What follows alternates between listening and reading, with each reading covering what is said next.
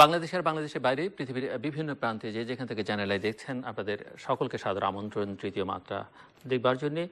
প্রিয় দর্শক, আন্তর্জাতিক পরিস্থিতি এবং বিশ্ব ব্যবস্থার বাইরে যেহেতু বাংলাদেশ নয়, বাংলাদেশের সঙ্গেও এই আন্তর্জাতিক রাজনীতির সম্পর্ক বা বিভিন্ন দেশের সম্পর্ক বা বাংলাদেশের অভ্যন্তরীণ অবস্থা, সেগুলো নিয়ে আলোচনা করবার জন্য আন্তর্জাতিক সম্পর্কের দুজন বিশ্লেষক, দুজন শিক্ষক আমার সঙ্গে স্টুডিওতে রয়েছেন। আমার বায়ে বসা আছেন যুক্তরাষ্ট্রের ক্যালিফোর্নিয়া স্টেট ইউনিভার্সিটি ফুলারটনের professor emeritus professor doctor CM Shamim, আর আমার ডানে রয়েছেন ঢাকা বিশ্ববিদ্যালয়ের আন্তর্জাতিক সম্পর্ক বিভাগের শিক্ষক প্রফেসর M শাহিদুজ্জামান।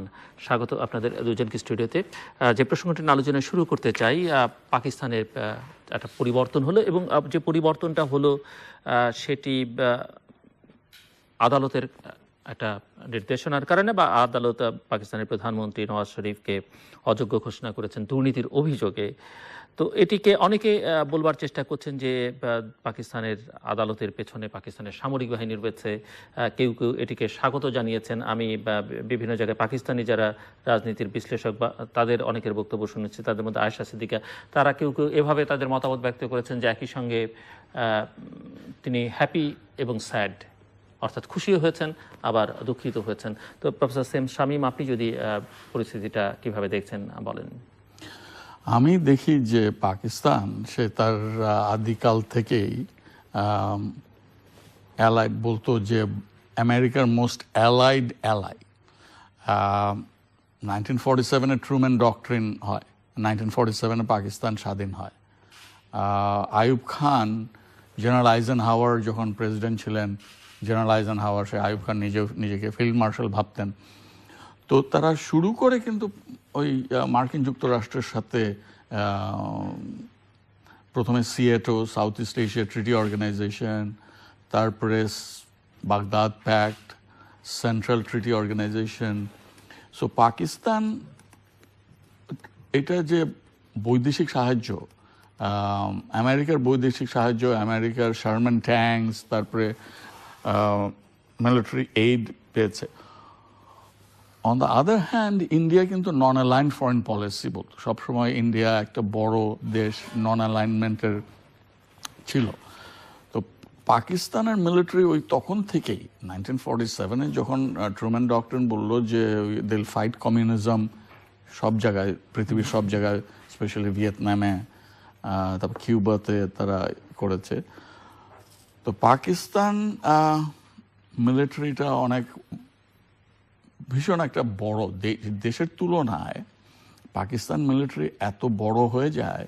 এবং পল কেনেডির একটা থিসিস আছে, rise and fall of great powers. যখন একটা দেশের মিলিটারি বাজেট সরকারের বাজেটের অনেক বিরাট অংশ খেয়ে নেয়, তখন দেশের অবনতি হবে।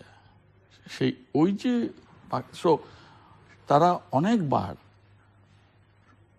সোজাসুজি রাজত্ব করেছে, মানে ডাইরেক্টলি অনেক সময় তারা রাজনীতিতে ছিল এবং অনেক সময় তারা পর্দার পিছনে।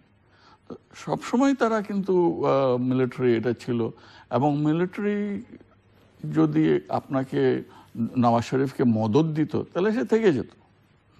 যেহেতু মিলিটারি দেয়নি, সেই জন্য সে। কিন্তু কেউ কেউ বলছেন যে বিচার বিভাগ কি আসলে প্রভাবিত করেছে মিলিটারি, এবং মিলিটারি আসলে পাকিস্তানের বিচার বিভাগের পেছনে কাজ করছে। হ্যাঁ, অ্যাবসলিউটলি রাইট। কিন্তু সেখানে অনেকে আবার প্রশ্ন তুলছেন, তাহলে তো মুসলিম লীগকেই ক্ষমতার বাইরে চলে যাওয়ার কথা, বা সেখানে নওয়াজ শরীফের ভাই কি করে পরবর্তী প্রধানমন্ত্রী হচ্ছেন। পুরো ব্যবস্থাটাতে আসলে সেই অর্থে কোনো পরিবর্তন হয়নি। একজন ব্যক্তি পানামা পেপারস কেলেঙ্কারির কারণে অভিযোগ প্রমাণিত হয়েছে, তাকে অযোগ্য ঘোষণা করেছে, তিনি পদত্যাগ করেছেন। এভাবে এখনো কিন্তু তার দলের লিডার, জি, সে যায়নি। দলের লিডার অনেক সময় সেখানে। তাহলে সেনাবাহিনীর প্রশ্নটা আসছে কিভাবে আর কি?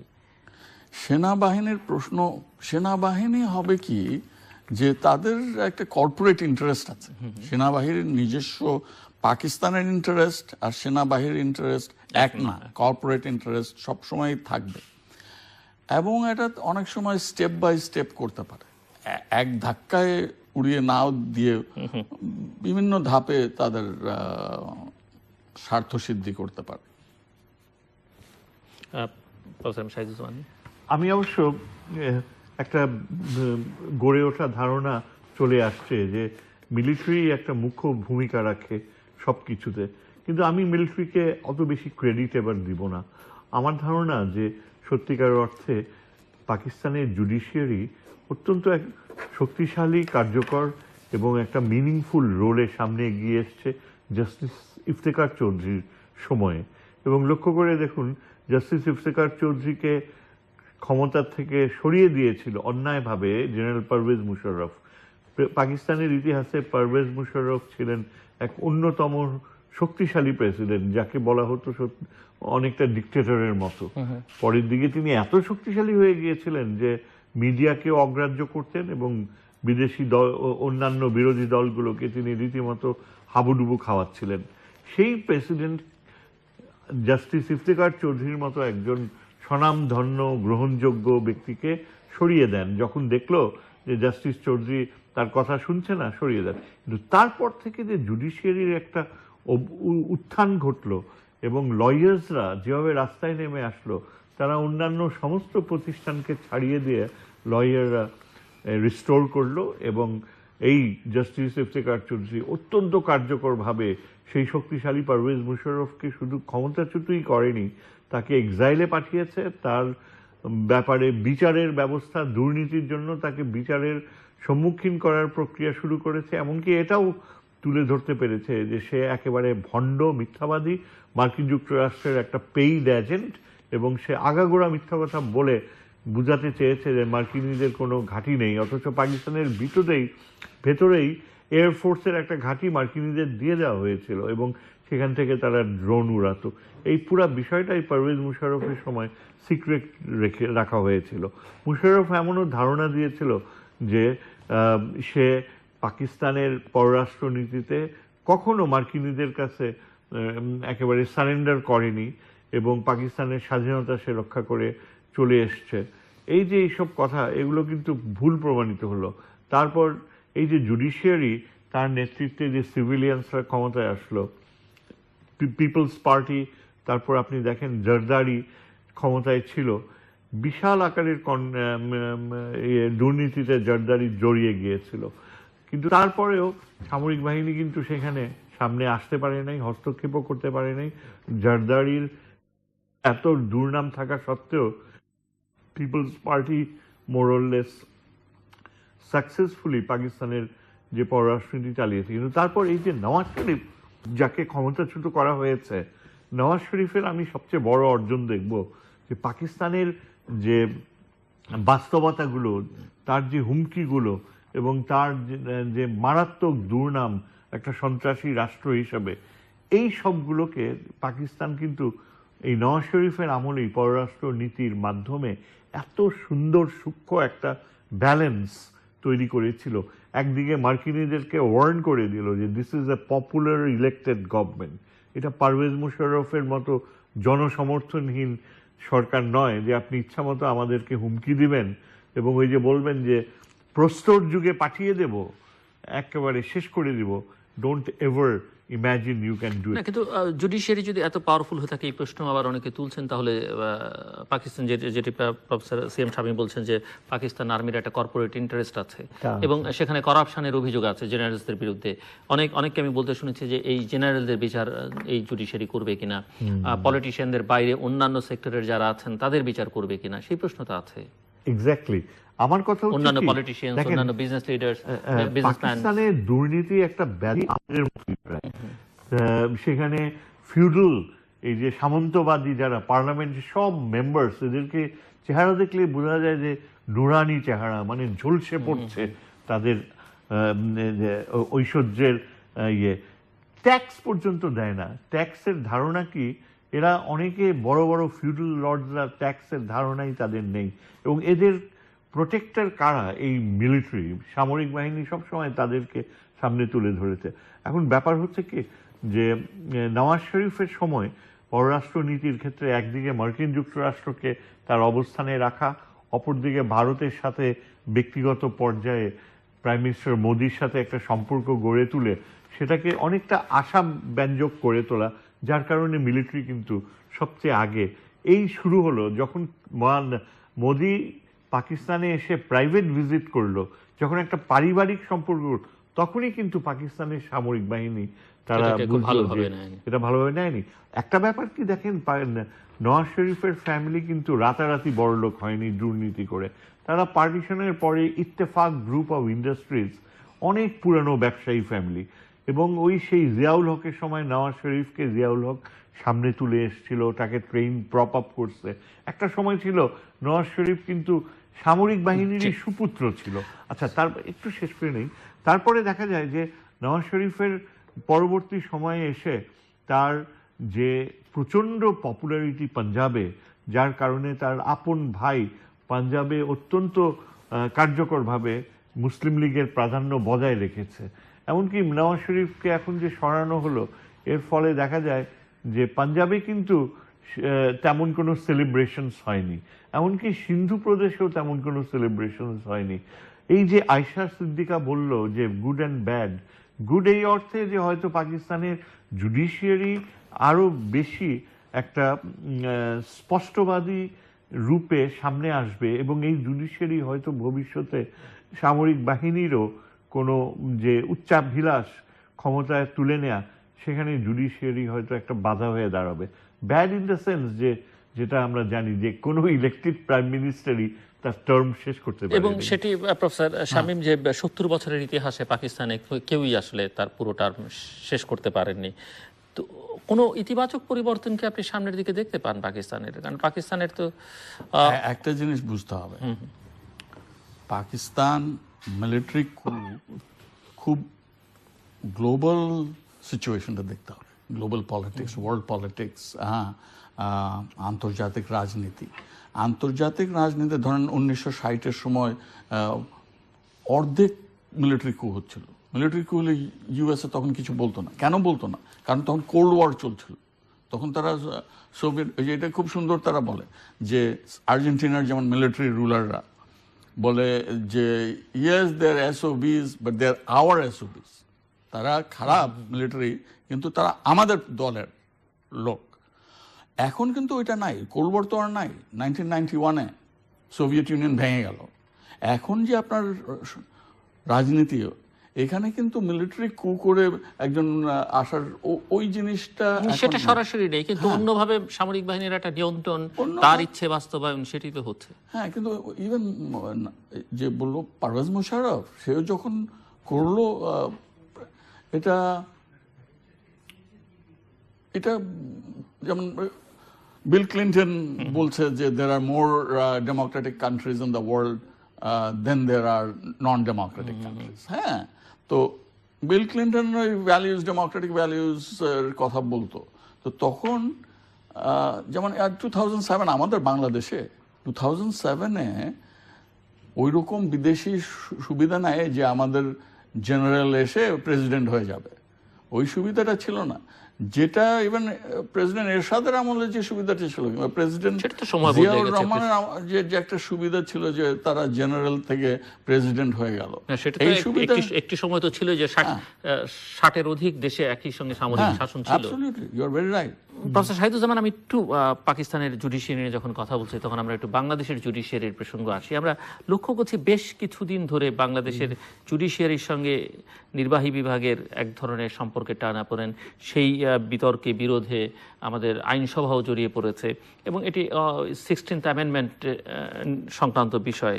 এবং সাম্প্রতিককালে বিচারকদের পদোন্নতি, নিয়োগ, বিচার বিভাগের সুযোগ সুবিধা নিয়ে অনেক রকমের কথাবার্তা হচ্ছে। আপনি প্রধান বিচারপতি স্বয়ং বলছেন যে বাংলাদেশের গত 3 বছরে বিচার বিভাগের উন্নয়নে কোনো বরাদ্দ দেওয়া হয়নি, বাজেট সংকুচিত করে ফেলা হচ্ছে। অন্যদিকে আইনমন্ত্রী বলছেন একজনের উপরই আসলে বিচার বিভাগ নির্ভর করেন, একজনই সব নন। এবং প্রধান বিচারপতি পাল্টা বলছেন প্রয়োজন বোধে আপনি হাইকোর্ট তুলে দেন, আপনার তো কোনো দরকার নেই। কি মনে হচ্ছে? এটা অত্যন্ত গুরুত্বপূর্ণ, এবং বাংলাদেশের ক্ষেত্রে এত বেশি সেন্সিটিভ ইস্যু।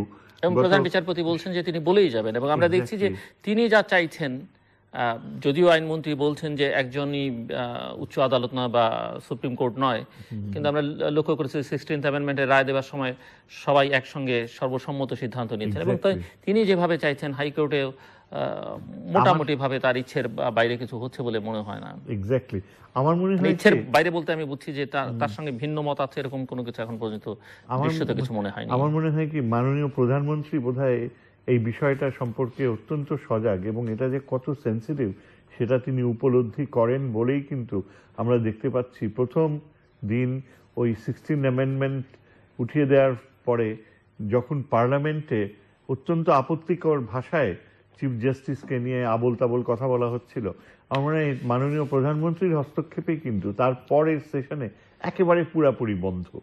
এবং দেখা গেছে যে এই বিষয়টা এখন আবার নতুন করে কিন্তু রিওপেন করা হয়েছে। একটা ধারণা ছিল যে প্রধান বিচারপতি এবং সুপ্রিম কোর্টের জুডিশিয়ারির যে ক্ষমতা আস্তে আস্তে স্বাধীনভাবে গড়ে উঠছে, তাদের প্রবলেমসগুলো কিন্তু সত্যিই জেনুইন। তাদের যেমন বাজেটে দেখা যায় যে এটা কেমন কথা, একদিকে অন্যান্য প্রতিষ্ঠানগুলো আপনি দেখেন যেখানে অন্যান্য ক্ষেত্রে প্রচুর টাকা যাচ্ছে, সেখানে সুপ্রিম কোর্টের চিফ জাস্টিস বলছে যে তার চেয়ারে বৃষ্টির পানি পড়ে এরকম, তারপর আলাদা কোর্ট বিল্ডিং নাই, আলাদা জাজেস দরকার, হাজার হাজার কেসেস পড়ে আছে অথচ জাজেস নাই। আমার কাছে মনে হয় এই ক্যাবিনেটে মাননীয় প্রধানমন্ত্রীর আরো কয়েকবার চিন্তা করে দেখা উচিত যে she needs a very mature law minister. আইনের যে মন্ত্রী হবেন, একটা সময় ছিল বঙ্গবন্ধু ডক্টর কামাল হোসেনকে ব্যবহার করেছিল, পরবর্তী সময়েও কিন্তু আমরা দেখতে পাই। কিন্তু আমার কাছে আনফর্চুনেটলি বলতে হয় যে মাননীয় প্রধানমন্ত্রীর জন্য একটা বড় বোঝা হয়ে গেছে এই ছোটখাটো আকারের এই আইনমন্ত্রী। তিনি তার ফিজিক্যাল সাইজ নিয়ে না হয় ইম্পর্টেন্ট না, কিন্তু তার মেধা যদি ওরকম দীপ্ত থাকতো তাইলে কথাটা উঠতো না। এখন তিনি হঠাৎ করে এমনভাবে একটা আঘাত করে জুডিশিয়ারির উপরে, এবং এই যে এখন দেখলেন যে মুখে যা বলে ঠিক তার উল্টাটা করে। এই যে জাজেসদের বিষয়ে তিনি চিফ জাস্টিসের সাথে দেখা করলেন, আশাব্যঞ্জক এক কথা বললেন, এবং অনেক দেরিতে হলেও মনে হচ্ছিল যেন রিপোর্ট সাবমিট করবে, কিন্তু রিপোর্টে যে চিফ জাস্টিস, আমি তাকে মনে করি অত্যন্ত স্পষ্টবাদী সৎ একজন ব্যক্তি, তিনি ফেরত দিয়ে দিয়েছেন। এটাই তার ব্যক্তিত্বের যে সাহস আমি বলবো। এখন জুডিশিয়াল সিস্টেমে অনেক সীমাবদ্ধতা রয়েছে, অস্বীকার করার উপায় নাই। বাংলাদেশের দুর্নীতি যেখানে সব সেক্টরে রয়েছে, সেখানে জুডিশিয়াল সিস্টেমেও দেখা যায় যে তাদের মিসইউজ অফ পাওয়ার, দুর্নীতির প্রভাব, তারপর অনেক কিছুতেই তারা এই যে অ্যাডমিনিস্ট্রেটিভ সার্ভিস থেকে সহযোগিতা পায় না, এবং জুডিশিয়ারি সবসময় একটা আলাদা রোল থাকা সত্ত্বেও কিন্তু তাদেরকে সেই রেসপেক্ট দেখাতে কুণ্ঠা রয়েছে, প্রচুর কুণ্ঠা রয়েছে, এক্সিকিউটিভ আর অ্যাডমিনিস্ট্রেশন। তবে এখন আমি যেটা দেখতে পাচ্ছি, আপনি দেখেন পাকিস্তানের এক্সাম্পল কিন্তু ফেলে দেওয়ার না। পাকিস্তানকে নিয়ে তো আমরা সবসময় মনে করি যে ব্যর্থ দেশ, কিন্তু সেই ব্যর্থ দেশেও কিন্তু দেখা যায় যে জুডিশিয়ারির কারণেই আমার মনে হয় যে সামরিক বাহিনীকে একটা অবস্থায় লেফট রাইট মার্ক টাইম করার অবস্থানে থাকতে বাধ্য করা হয়েছে। আমি মনে করি যে আগামী দিনগুলোতে এটা প্রমাণিত হবে যে আমাদের জুডিশিয়ারি কতখানি সাকসেসফুল হবে। এই যে ইলেকশন কমিশন, যেটা আমরা মনে করি যে যার রোল এত ইম্পর্টেন্ট, এবং যার কারণে দেখা যায় যে তারা নাগরিকদের সঙ্গে সংলাপ করলেন আগামী নির্বাচনে, এই ধরনের ধারণাগুলো অর্থবহ কি না সেটা নির্ণয় করার জন্য চিফ জাস্টিস, যদিও আমরা জানি যে তার হয়তো খুব বেশি সময় নেই হাতে, কিন্তু এমনও হতে পারে যে চিফ জাস্টিসের এখন যে বর্তমান অবস্থান নিয়েছেন এই বিষয়ে, হয়তো এর চেয়েও আরো বৃহত্তর রোল তার সামনে থাকতেও পারে জুডিশিয়ারি। যে পাকিস্তান, আমাদের দেশে যদি পলিটিক্যাল সিস্টেমকে এবং ইলেকটোরাল প্রসেসকে আবার ট্র্যাকে আনতে হয়, সেখানে এখন বলতে গেলে জুডিশিয়ারি একটা বড় ভরসা। প্রফেসর শামীম, আমি সিস্টেমিক কথা বলবো। সিস্টেম যেমন ধরেন মার্কিন যুক্তরাষ্ট্রে 9 জন জাস্টিস আছে সুপ্রিম কোর্টের, এরা লাইফ লং, তাদেরকে আপনি সরাতে পারবেন না, ট্রাম্পও সরাতে পারবেন না, পরবর্তী কেউ, এমনকি জন রবার্টস চিফ জাস্টিস, সে যদি আরো 50 বছর বাঁচে, সে 50 বছর চিফ জাস্টিস থাকবে। এটা কিন্তু একটা সিস্টেমিক জিনিস, এবং এই গঠনতন্ত্রে একটা চেক আছে এক্সিকিউটিভ এবং লেজিসলেটিভ, যেমন লেজিসলেচার যদি একটা আইন করে ওইটা সুপ্রিম কোর্ট ওই আইনকে বাতিল করে দিতে পারে। প্রফেসর শহীদুজ্জামান বললেন এই পাকিস্তানের, কিন্তু তাকে তো বরখাস্ত করে দিল, তাই না? কিন্তু আপনি আমেরিকায় কোনো জাস্টিসকে বরখাস্ত করতে পারবেন না। তো আমাদের এখানেও যদি এরকম আপনার কনস্টিটিউশনে যদি শক্ত জুডিশিয়ারি থাকে, এটা করতে হবে সিস্টেমিক ভাবে। এবং শুধু ওইটা না, ইলেকশন কমিশন, ইন্ডিয়ার ইলেকশন কমিশন সাংঘাতিক শক্ত এবং খুব তাদের অনেক পাওয়ার আছে। তো আমাদের বাংলাদেশেও ইলেকশন কমিশনের কিন্তু আইন কানুনে তারা যথেষ্ট শক্তিশালী। সমস্যা হচ্ছে ব্যক্তির সমস্যা, তাদের ইন্টিগ্রিটির সমস্যা, পার্সোনালিটির সমস্যা। না, আমার মনে হয় বাঙালিরা তো ওই ভীতু বাঙালি আর নাই, আমি এটা বিশ্বাস করি না যে পার্সোনালিটির সমস্যা, ঘরোয়া বাঙালি, ভীতু বাঙালি এগুলা আর সত্যি না। না। কিন্তু এমন তো না যে ক্ষমতায় যারা থাকবেন তাদের কোনো নির্দেশ যদি পছন্দ নয় ইলেকশন কমিশনের, আমরা তো শুনিনি যে তারা মানবেন না বা বলবেন যে আমাকে চাপ প্রয়োগ করা হচ্ছে। ইলেকশন কমিশনকে আরো পাওয়ার দিতে হবে। তাদের ওই আমি মনে করি তাদের অনেক কম পাওয়ার, এবং কনস্টিটিউশনের মধ্যে পাওয়ারটা থাকতে হবে, তাহলে ভালো হবে আর কি। আপনি বলছেন। আমরা আবার আঞ্চলিক রাজনীতির প্রসঙ্গে যাই। এক ধরনের উত্তেজনা আমরা লক্ষ্য করছি চীন এবং ভারতের মধ্যে। তাদের মধ্যে একটা ভালো সম্পর্ক হয় এরকম ভাবও দেখি, আবার উত্তেজনা, কিন্তু বর্ডারে এক ধরনের ক্রাইসিস চলছে। তো প্রফেসর শহীদুজ্জামান কি মনে করেন যে এই উত্তেজনা শেষ পর্যন্ত কোথায় গিয়ে গড়াবে, এবং এই উত্তেজনার সঙ্গে এই অঞ্চল কিভাবে জড়িয়ে পড়তে পারে বা জড়িয়ে পড়বার কোনো আশঙ্কা করেন কি না? অতীতের যে কোনো সময়ের চেয়ে 62 পরে আমার মনে হয় আন্তর্জাতিক সম্পর্কের ক্ষেত্রে ভারত চীনের সম্পর্ক কখনো এতখানি স্পর্শকাতর বা ভায়োলেন্সের স্টেজে যাওয়ার যে পোটেনশিয়াল, এই স্টেজে এর আগে কখনো যায়নি এতখানি।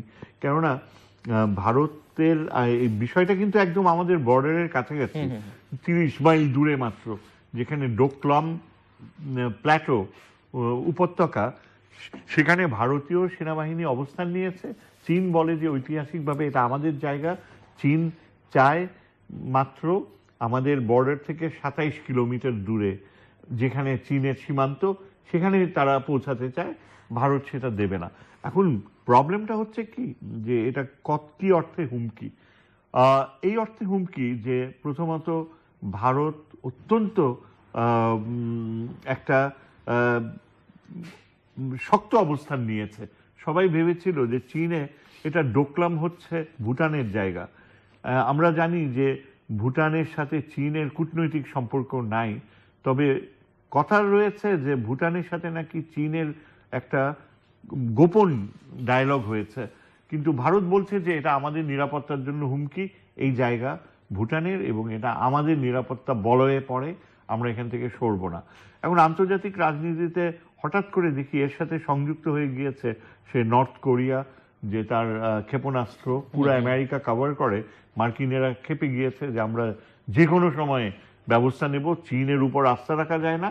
চীনকে আমরা বারবার দায়িত্ব দিয়েছি, কিন্তু চীন দায়িত্ব পালন করছে না। এখন যদি চীন এদের ইয়া বন্ধ, এখন কথা হচ্ছে নর্থ কোরিয়া তার নিজের সামরিক শক্তি রয়েছে, নিবারক তত্ত্ব, ডেটার করা, সে মনে করে মার্কিনীরা বারবার হুমকি দেয়, এই ধরনের অ্যারেঞ্জমেন্ট ছাড়া সম্ভব না। এবং আমিও ব্যক্তিগতভাবে বিশ্বাস করি যে আণবিক অস্ত্রের অর্জন যখন একবার প্রযুক্তি চলে আসে, নিজের কাছে থাকে, যতই হুমকি দেখ, যতই বলুক, ইদানিং একটা প্রক্রিয়া শুরু হয়েছে যে কথায় কথায় অতি সহজেই আণবিক অস্ত্র ব্যবহার করার মতো যোগ্যতা রয়েছে, এরকম কথা বলে। কিন্তু এটা যে মারাত্মক কতখানি সেটা তো আমরা সবাই বুঝি। এবং আমার বিশ্বাস যে এই যে চীন আর ভারতের যে দূরত্ব, অবশ্যই একটা সংঘাতের কাছাকাছি তারা যাচ্ছে। যুদ্ধের কথা যদি চিন্তা করা হয়, এটা এভাবেই চিন্তা করা যেতে পারে যে চীন যদি তার সনাতন ধর্মী কনভেনশনাল মিলিটারি পাওয়ার দিয়ে ডোকলাম দখল করে নিতে চেষ্টা করে। এখন কথা হচ্ছে যে সেটা করতে গেলে চীন যেই ধরনের ক্যাজুয়ালিটি হতে পারে, কেননা ভারতীয় যে তাদের মৃত্যুকে মেনে নেয়া তাদের সেনাবাহিনী, সেই বিষয়ে তারা অভ্যস্ত। ইদানিং তাদের কাশ্মীরেও ঘটে গেছে, ডোকলামে তারা মনে করে যে চীনকে যে কোনো মূল্যে ঠেকাতে হবে। আমি যেসব ভারতীয় সামরিক বিশ্লেষকদের সাক্ষাৎকার দেখছি, বলছে যে একবার যদি ডোকলাম ছুটে যায় তাইলে চীনকে ওই ভাইটাল চিকেন স্নেক যেটাকে বলে, যেখান থেকে বলতে গেলে ভারতের সাথে সেভেন সিস্টার্স উত্তর পূর্ব ভারতের একমাত্র সংযোগ স্থল, সেটা ভালনারেবল হয়ে যাবে। এবং ওই জন্য ডোকলাম ভারতীয় সামরিক বাহিনী রাখবেই। কাজেই এখন কথা হচ্ছে যে চীন কি সেই ঝুঁকিতে যাবে কিনা। চীন অলরেডি দক্ষিণ চীন সিতে সামরিক বাস্তবতায় ইনভলভ। নর্থ কোরিয়াকে নিয়ে আমেরিকার সাথে তার একটা বিরাট ভুল বুঝাবুঝি সৃষ্টি হয়েছে। এবং এটাও ঠিক যে আগামী 2 মাসের মধ্যে শীত চলে আসবে এবং ওই জায়গাটা এমন টেরেইন, স্টিপ মাউন্টেন্স, যা কিনা ভারতকে ফেভার করে। সেখানে ফুট সোলজার্স, ইনফ্যান্ট্রি, পদাতিক বাহিনী দিয়ে জায়গা দখল করা অত্যন্ত কঠিন, বলতে গেলে নেক্সট টু ইম্পসিবল। আর মাউন্টেন এরিয়া, সেখানে সাজোয়া বাহিনী, আর্মার ব্যবহার করা সম্ভব না। চীন যদি এখন বিমান বাহিনী ব্যবহার করে, ভারতের হাতেও অত্যন্ত উঁচু মাত্রার বিমান রয়েছে। কাজে এই যে নিবারক প্রক্রিয়া, এটা এমনভাবে কাজ করছে যে আগামী কয়েকদিন ভারতের নিরাপত্তা উপদেষ্টা চীনে গিয়েছে। গত 3-4 দিন ব্রিক্সের নিরাপত্তা ডায়ালগের সাথে আলোচনা হয়েছে, কিন্তু দেখা যাচ্ছে যে নিরাপত্তা উপদেষ্টাও কিন্তু কোনো সলিউশন নিতে পারেনি। তিনি দিল্লিতে ফেরত আসছেন। এখন চীন কি সত্যি সত্যি শক্তির বল দেখাবে? আমাদের অনেক কাছে এই বর্ডার। বাংলাদেশ একটা অত্যন্ত নীরব দূরত্ব বজায় রেখেছে এবং এটাই ঠিক আমাদের পক্ষে কোনোভাবেই কোনো অর্থে। তবে একটা জিনিস কথা হচ্ছে কি, যে ওই অঞ্চলে যদি ভারতের চিকেন নেক, যে ওই ইয়েটা যদি থ্রেটেন্ড হয় কখনো, তাহলে ভারত তখন অত্যন্ত আগ্রহী হয়ে যেতে পারে বাংলাদেশের করিডোর বা বাংলাদেশের ভিতর দিয়ে তার রাস্তা করে নিতে। এই প্রক্রিয়াটা যদি হয়, ঘটার সম্ভাবনা থাকে, সেটা ভারত প্রিভেন্ট করার জন্যই ডোকলামে তারা একেবারে স্থায়িত্ব চাচ্ছে। সেক্ষেত্রে বাংলাদেশ কি করবে? সেক্ষেত্রে সেটাই, এটা হাইপোথেটিক্যাল প্রশ্ন। তবে আমাদেরকে যে কোনো মূল্যে আমাদের নিউট্রালিটি, একটা নিউট্রাল অবস্থান বজায় রাখার উপায় নেই। প্রথমত দেখতে হবে, দেখেন এই যে প্রফেসর শহীদুজ্জামান বলল 7 সিস্টার্স, ওইটা কিন্তু ম্যাকমাহন লাইন, ডিমার্কেশন হলো McMahon line. Sir Henry McMahon এটা 100 বছর আগে করেছে। কারা করেছে? তিব্বতের সাথে ব্রিটিশরা করেছে। কারণ ব্রিটিশ নেই এখানে, ইন্ডিয়া, তিব্বত নেই এখানে, চায়না। তার মানে ওই লাইনটা কিন্তু কেউই ওই লাইন তৈরি করে, এটা ব্রিটিশরা করে গিয়ে গেছে। এবং চায়না বলে ব্রিটিশরা ভুল করেছে, তারা চায়নার বিপরীতে কাজ করেছে। তো আমি মনে করি, দেখেন যে এই আমি আবার আন্তর্জাতিক সম্পর্কে যেতে হবে, যে এখন পৃথিবীটা গ্লোবালাইজেশনে এত ছোট হয়ে আসছে। আপনার পকেট থেকে একটা ফোন বের করে আমেরিকায় ফোন করলেন, বুঝতে পারবেন না পাশের বাসা থেকে ফোন করতেছে নাকি আমেরিকা থেকে ফোন করতেছে। চায়নার এত বেশি ইউএস ট্রেজারি বন্ড কিনেছে, হ্যাঁ, তারপরে চায়না এবং ইউএস এর সাথে এত বেশি ট্রেড যে হয়েছে, যে এই ট্রেড, যেমন ধরেন গুগল কিংবা অ্যাপল কিংবা ইভেন বোয়িং, আমি তো এই সাংহাই হয়ে আসলাম, হ্যাঁ, বোয়িং এ করে আসলাম। চায়না এতগুলো বোয়িং কিনছে, আবার এয়ারবাসও কিনছে, হ্যাঁ। তো এই বোয়িং চায়না, যে চায়নার সাথে আমেরিকার কোনো রকম ঝামেলা হোক, ইন্ডিয়াও চাচ্ছে যে এগিয়ে যেতে, হ্যাঁ, অর্থনৈতিক উন্নতি, মানুষের ভালো পার ক্যাপিটা ইনকাম বাড়াবে।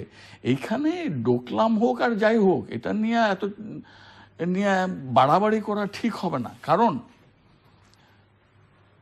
টেরিটোরিয়াল জিনিস, এটা কিন্তু সলভ করা খুবই ডিফিকাল্ট। আপনি দেখেন, এটা হলো কি, 1 land 2 people। প্যালেস্টাইনে দেখেন, ইসরায়েলও চাচ্ছে, প্যালেস্টাইনও চাচ্ছে। যখনই কাশ্মীরে দেখেন, 1 land 2 countries। এখানে ডোকলামেও 1 land, যদিও এখানে কোনো মানুষ টানুষ নাই, হ্যাঁ। তো ভারত এবং চায়না দুজনের বোঝা উচিত যে এটা নিয়ে বেশি আজকালকার দিন গ্লোবালাইজেশন দিন, ইকোনমি দিন, it's Jio economics, Jio politics অত ইম্পর্টেন্ট না। So Jio economics is much more important, economic development, cultural development আরো। সো একটা ওই পিস অফ আইস, একটা বরফ নিয়ে লাফালাফি করা ঠিক হবে না। এবং আপনি যেহেতু যুক্তরাষ্ট্রের প্রসঙ্গ টেনেই আনলেন, যুক্তরাষ্ট্রের নিজের অভ্যন্তরীণ অবস্থাটা কি?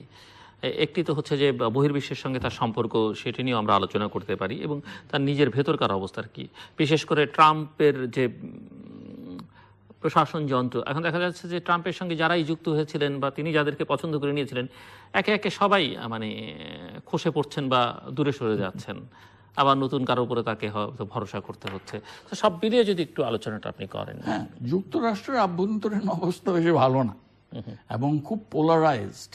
আমি বলবো বাংলাদেশের থেকেও বেশি পোলারাইজড। একজন আর একজনের সাথে কথা বলে না। আগে এক সময় ছিল যে আপনি সেনেটে যাবেন 100টা সেনেটার, হ্যাঁ, আচ্ছা রিপাবলিকান হোক আর ডেমোক্রেটিক হোক, বাইরে গিয়ে দুজন মিলে কফি খেলো কিংবা খাবার খেলো, ডিনার খেলো।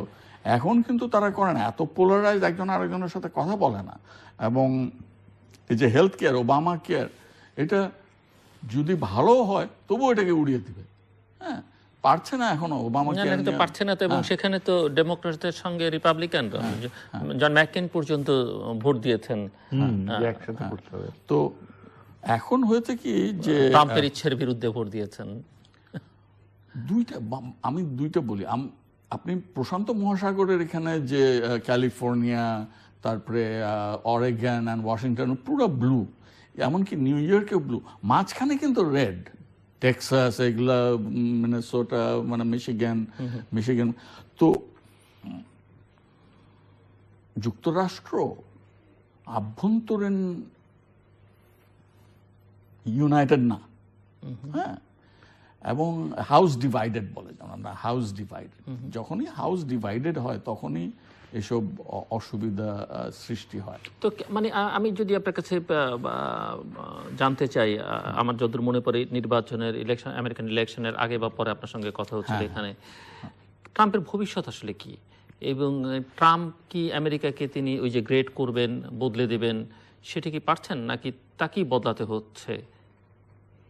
আচ্ছা, প্রথমত আমি আগেই বলেছি যে পলিটিক্যাল সিস্টেম, আমেরিকার পলিটিক্যাল সিস্টেম এমন যে যদিও প্রেসিডেন্ট একজন হলো, অন্যান্য কংগ্রেস আলাদা আছে, জুডিশিয়ারি আলাদা আছে, তারপরে যে 50টা স্টেট আছে তাদের নিজেদের, ক্যালিফোর্নিয়া যেমন পুরোপুরি অ্যান্টাই ট্রাম্প।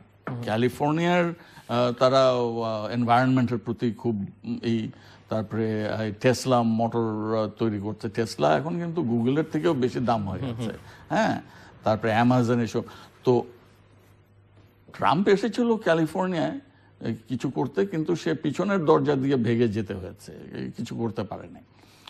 তো সে করেছে, ট্রাম্প বলছে, বেশিরভাগই বলছে সে যে এই যাদের চাকরি চলে গেছে, হ্যাঁ, যা এখানে ধরেন এমনকি বাংলাদেশেও গার্মেন্টস আসছে, ভিয়েতনাম, চায়নায়, এবং ট্রাম্প তো চায়নাকে বলে কারেন্সি ম্যানিপুলেটর, চায়নার বিরুদ্ধে কথা বলে, কিন্তু কিছু করতে পারবে না। এই জন্য যে আপনি যদি একজনের কাছে ঋণী থাকেন, যত কথাই বলেন, সে বলছে ফিরিয়ে আনবে জবস, কিন্তু দুনিয়া বদলে গেছে। এখানে টেকনোলজি, অনেক জব কিন্তু এটা না যে বাংলাদেশে চলে আসছে, না, অনেক জব কিন্তু গাড়ি বানাচ্ছে রোবট দিয়ে, মানে অটোমেশনের কারণে।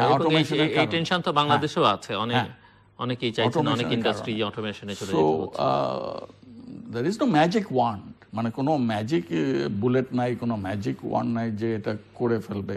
এবং তো বিশ্ব রাজনীতিতে আমেরিকার যে প্রভাব ছিল এবং বহির্বিশ্বের সঙ্গে তার যে সম্পর্ক, সেই জায়গায় কি বড় একটা নেতিবাচক প্রবণতা তৈরি হয়ে যাচ্ছে না, বা ট্রাম্প করছেন না? মার্কিন পররাষ্ট্র নীতিতে আপনি দেখবেন একটা পেন্ডুলামের মতো, একবার এই পেন্ডুলামটা এদিকে চলে যাবে আইসোলেশনিজম, তারপরে আবার দ্বিতীয় বিশ্বযুদ্ধের পরে আবার পেন্ডুলামটা আর এক দিকে চলে গেলে তো ভিয়েতনামে, এখনো তো Afghanistan is the longest war, সব মানে আমেরিকার লংগেস্ট ওয়ার ইজ আফগানিস্তান, এখনো চলছে, যুদ্ধ চলছে। তো একদিকে হলো ইন্টারভেনশনিস্ট, হ্যাঁ, তারপরে আবার আর একদিকে আইসোলেশনের দিকে চলে যাচ্ছে। সো দুয়োটা তো ইজ কন্ট্রাডিক্টরি, কিন্তু লাইফ ইজ কন্ট্রাডিক্টরি। অনেক সময় আপনি পররাষ্ট্রনীতি কন্ট্রাডিক্টরি। তো আমেরিকা ফার্স্ট বলছে, আমেরিকা ফার্স্ট মানে কিন্তু আইসোলেশনিজম। হ্যাঁ, অথচ আবার এদিকে ইরাকে যুদ্ধ করতেছে, সিরিয়া যুদ্ধ করছে, সিরিয়া এসে টোমাহক মিসাইল মেরে দিল, 60টা টোমাহক মিসাইল মেরে দিল। হ্যাঁ, তারপরে কি?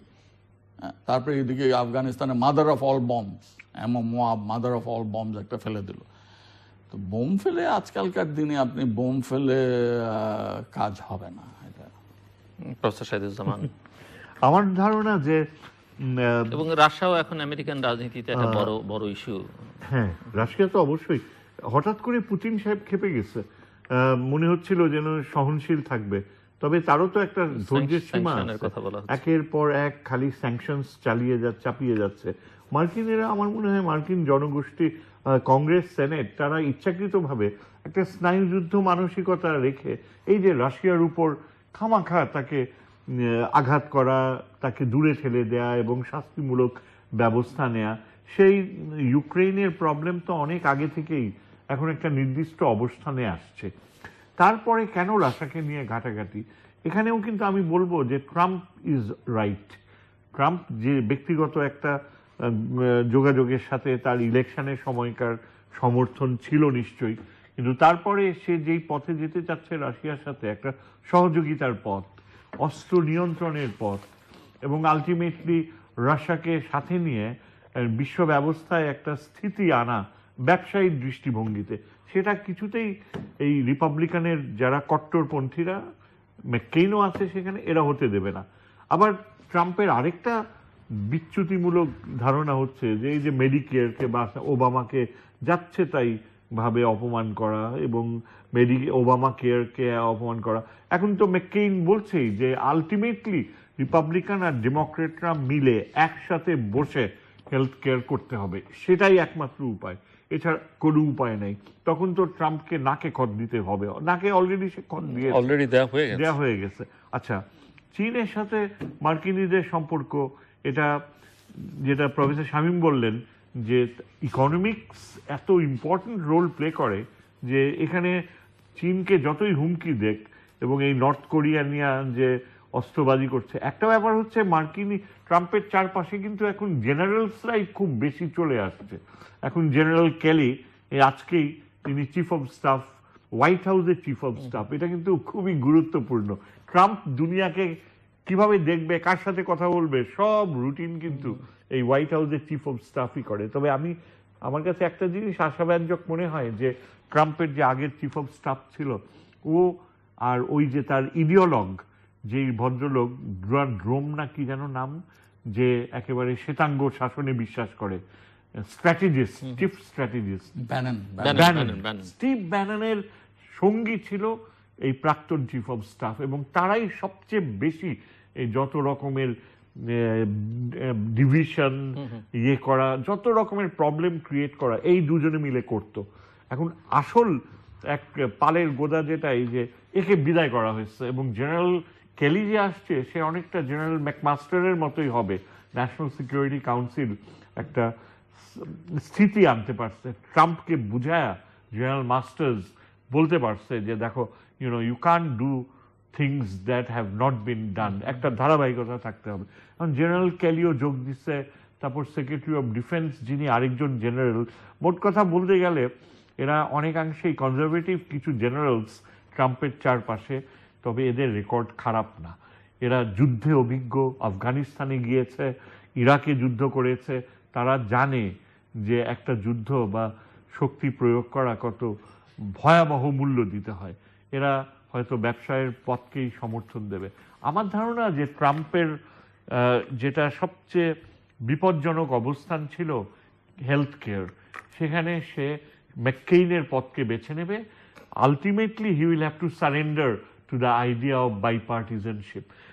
প্রফেসর শামীম যে বললো একদম পোলারাইজড, এটা এইভাবে তো আমেরিকা চলতে পারে না, এভাবে তো লিডারশিপও দেয়া সম্ভব না, এভাবে তো আপনি রাশিয়াকে কিভাবে ডিল করবেন? Russia is absolutely under a solid leadership, Putin unquestioned, এবং রাশিয়ার নেতৃত্বের প্রচুর সমর্থন রয়েছে রাশিয়াতে, এবং চীনের সাথে রাশিয়া অত্যন্ত আস্থাব্যঞ্জক So সম্পর্ক। এখন কি পৃথিবী ইউনিপোলার ওয়ার্ল্ড থেকে নাই। বাইপোলার আর মাল্টিপোলার? বাইপোলার মাল্টিপোলারিটি বলা যায় অনেক। আমি বলবো একটা যে থিউসিডিডিস বলেছিল যে অ্যাথেন্স এন্ড স্পার্টার যুদ্ধ, এটা 2000 বছর 2300 বছর আগে বলে গেছে যে যুদ্ধটা কেন হয়েছে। যুদ্ধটা হয়েছে এই জন্য যে it's the rise of Athens and the fear it caused in Sparta. এখন অ্যাথেন্সের জায়গায় আপনি চায়না বলেন আর স্পার্টারকে ইউএসএ বলেন, তাহলে এখন চায়না রাইজ করছে, অ্যান্ড এটাও পাওয়ার ট্রানজিশন থিওরি। দুইটা জিনিস হবে কিন্তু খুব শীঘ্রই, 2-3 বছরের মধ্যে দুইটা জিনিস হবে। এক, ভারত সবচেয়ে বেশি জনসংখ্যা দেশ হয়ে যাবে, চীনকে ছাড়িয়ে যাবে। আর 2-3 বছরের মধ্যে চীন কিন্তু সবচেয়ে বড় ইকোনমি হয়ে যাবে, পারচেজিং পাওয়ার প্যারিটি ধরলে আমেরিকার থেকেও বড় হবে। 10 বছর পরে তো হবেই। হ্যাঁ, কিন্তু চীন যদিও ইকোনমি সবচেয়ে বড় হয়, কিন্তু 4টা চীনাতে একটা আমেরিকান আছে। তো আমি আমার ছাত্রদের বলি, তারা আমাদের সমান হলেও, আমেরিকার সমান হলেও 4 গুণ রিচ আমরা থাকবো পার ক্যাপিটাল হিসাবে। তাছাড়া চীনের এটা আপনার হেজেমন হইতে হলে, যেমন ব্রিটেন 200 বছর রাজত্ব করেছে, ব্রিটানিয়া রুল দ্য ওয়েভস। তারা ব্রিটিশরা জানে কিভাবে পৃথিবীকে অ্যাডমিনিস্ট্রেশন, ডিপ্লোমেসি, পলিটিক্স, অ্যাডমিনিস্ট্রেশন, হ্যাঁ, সেটা আমেরিকা করতে গত 70 বছর ধরে। চীনকে ওইটা শিখতে অনেক দিন লাগবে। কয়টা নোবেল প্রাইজ পেয়েছে চীন, কয়টা কালচারাল জিনিস।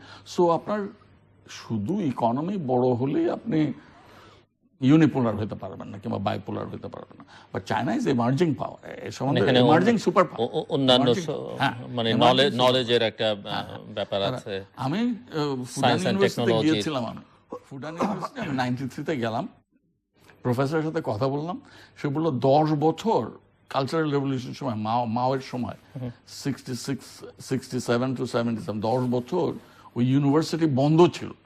এটা বাংলাদেশেও হয় না, 10 বছর একটা ইউনিভার্সিটি বন্ধ করে রাখবেন, এটা বাংলাদেশ সরকার। কিন্তু চীনে ছিল। তো তারা এখনো এগিয়ে আসতে এখনো সময় লাগবে, অনেক সময় লাগবে। তো আপনি আমেরিকার জন্য কোনো থ্রেট চারপাশে দেখছেন না সেই অর্থে? মানে আমি বলছি যে বিশ্ব নেতৃত্বে থাকবার, যে একক নেতৃত্বে থাকবার। প্রথমত আমি দেখলাম মানে কাউকে আপনি 10টা দেশ ধরেন আমেরিকার, তাদের সামরিক ধরেন, আমেরিকার বাজেট তার থেকে বেশি, ডিফেন্স বাজেট তার থেকে বেশি। তারপরে দেখলাম 20টা রাষ্ট্র ধরেন, তাদের সব মিলিটারি বাজেট অ্যাড করেন, আমেরিকা তার থেকেও বেশি। এখন এই যে ট্রাম্প 50 বিলিয়ন, সেই দিকে হেলথ কেয়ারে কাটছে 1 বিলিয়ন, ওইদিকে আবার 50 বিলিয়ন আর্মিকে দিচ্ছে। এটা তো ঠিক না। এটা আমেরিকা খুব বেশি মিলিটারি বাজেট খরচ করছে এবং এটা আমেরিকার জন্য ভালো না। জি, প্রফেসর শাহিদুজ্জামান কি এই প্রসঙ্গে আর কিছু বলবেন? আমরা একটু দেশের প্রসঙ্গে আসতে চাই। দেশের প্রসঙ্গে বিশেষ করে নির্বাচন নিয়ে আমি একটু আগে বলছিলাম যে নির্বাচন কমিশন সিভিল সোসাইটির সঙ্গে গতকাল ডায়ালগ করেছে, অন্যান্যদের সঙ্গে করবে। নির্বাচনী এক ধরনের আশা এবং অনিশ্চয়তা দুটোই কিন্তু আছে। অনেকে মনে করেন যে বিএনপি আরেকটি নির্বাচন বর্জনের ঝুঁকি নিতে পারবে না, আবার সরকার আরেকটি 2014-এর মতো ইলেকশন করে, মানে ওয়ান সাইডেড ইলেকশন করতে পারবে না, সেটি তার পক্ষে কন্টেন্ট করা ডিফিকাল্ট। আবার অনেকে মনে করেন যে না, আবারও একটি একই রকমের না হলেও একটি ওয়ান সাইডেড ইলেকশনই হয়তো হবে, বা একটা সমঝোতার ইলেকশন হবে, ফ্রি ফেয়ার পার্টিসিপেটরি, সেরকম ইলেকশন অনেকে মনে করছেন নাও হতে পারে। আপনি কি মনে করছেন? এবং আমার কাছে কিন্তু মনে হয় লক্ষণ কি বলছে? আমি কিন্তু বারবার আশা করেছিলাম যে হয়তো বা আওয়ামী লীগের এই প্রধানমন্ত্রীর নেতৃত্বেই ইলেকশন যদি হয়, হয়তো বিএনপি সেখানে যাবে, সেরকম একটা আশাবাদ আমি ছিলাম। এবং বারবার আপনার এই প্রোগ্রামে আমি বলেছিলাম যে বিএনপির উচিত হবে ভোটারদের সাথে যোগাযোগ করা, মানুষের সাথে যোগাযোগ করা এবং যথাযথভাবে মানুষকে ইলেকশনে ভোট দেওয়ার জন্য উদ্বুদ্ধ করা। কিন্তু আজকে কতগুলো ঘটনা দেখে কিন্তু আমিও বেশ বিষণ্ণতায় আমাকে আপ্লুত করছে। এই অর্থে যে দেখেন, সবচেয়ে বড় কথা হচ্ছে আওয়ামী লীগের উচিত আস্থার বাস্তবতা আনা। এখন প্রত্যেকটা আইন, এই তারপর এই যে উইচ হান্ট করা, এবং বিএনপির লোকদের ধরে ধরে আবার জেলে পাঠানো। খালেদা জিয়া বিদেশে গিয়েছে, এখন প্রচার করা হচ্ছে যে তিনি দেশ ছেড়ে পালিয়ে গিয়েছে। এই অপমানজনক কথা বলার, এগুলো বলার তো কোনো মানে হয় না। Can you get away with it? কারণ আওয়ামী লীগকে যারা এখন দেশ চালাচ্ছে তাদের বুঝতে হবে আপনি ততটুকুই আপনি যাবেন আঘাত করতে যার ফলে আপনি ফিরে আসতে পারবেন। ফিরে আসার পথ যদি না থাকে তাহলে you cannot let yourself go unless you can get yourself back. কতগুলো ঘটনা দেখেন, এক্সেসেস এই যে ঘটছে, এগুলো অত্যন্ত পীড়াদায়ক। যেমন এই যে রবের বাড়িতে মিট করছিল উত্তরায় ডক্টর কামাল হোসেন, তারপর অন্যান্য নেতারা, they were having a get together, একটা ডেমোক্রেটিক প্রসেসে ড্রয়িং রুমে বসে রাজনীতি চর্চা। সেখানে পুলিশের লোক এসে বলতেছে যে শেষ করেন, তাড়াতাড়ি বের হন। What is this naked interference? তারপর এই যে ইয়েকে নিয়ে দেখেন, ওই যে ফরহাদ মাজারকে নিয়ে এখন তো সবকিছু চুপচাপ। জাদুর কাঠি এমনভাবে চালানো হয়েছে যে ওই লোক এখন একেবারে অতি শোকে পাথর হয়ে গেছে। He had a story to tell, he had something happen to him, যেগুলো নিয়ে এখন তো আমরা কিছু জানি না। কিন্তু কথা তিনি হচ্ছে বা কেন বলবেন না? তিনি তো দীর্ঘকাল ধরে কারা তাদের নিশ্চয়ই মুখে স্কচ টেপ লাগিয়ে দিচ্ছে, এত কড়া স্কচ টেপ। টেপ তো তার মতো ব্যক্তির খুলে ফেলবার কথা, খুলতে পারার কথা উচিত। বাংলাদেশে এখানেই আমি ভয়টা দেখতে পাচ্ছি দিল। আমার কথা হচ্ছে কি দেখেন, টেপে যদি তো লাগে থাকে সেই টেপ তো খুলতে হবে কাউকে না কাউকে। একটা বাস্তবতা হচ্ছে কি দেখেন, একটা দেশে, আমাদের দেশে আমি আগে ওই যে এভাবে চিন্তা করতাম যে একটা ট্র্যাক রয়েছে, ইনস্টিটিউশনস গুলাকে আপনি একটা সাময়িকভাবে বিচ্যুত করতে পারেন, এটা যেন হ্যাবিটে পরিণত না হয়। এখন কথা হচ্ছে দেখেন, আগেকার আমলেও কিন্তু বিএনপি আমলেও আপনার মনে আছে বোধহয়, তার আগেও যারা যারা আইন প্রয়োগকারী ক্ষেত্রে নোটোরিয়াস পার্সোনালিটিস কিন্তু মানুষ চিনে ফেলতো। ওই বিএনপির আমলের নোটোরিয়াস পার্সোনালিটিস যারা ধরে কি করতেছে এখন, নিউ ইয়র্কে বৈশা পিৎজা বানায়, রুটি বানায়। আরেকজন নাকি শুনলাম কি ওই রেজাকুল হায়দার চৌধুরী নাকি whatever is the name, সে ওইখানে মেডিকেল ডেলিভারি করে রাত্রে। আর আরেকজন তো ওই যে ব্রিগেডিয়ার রহিম জেলখানায় তার জীবন শেষ, আমার ক্যাডেট কলেজের পুরানো, আমার জুনিয়র 1 বছরের। His life is finished.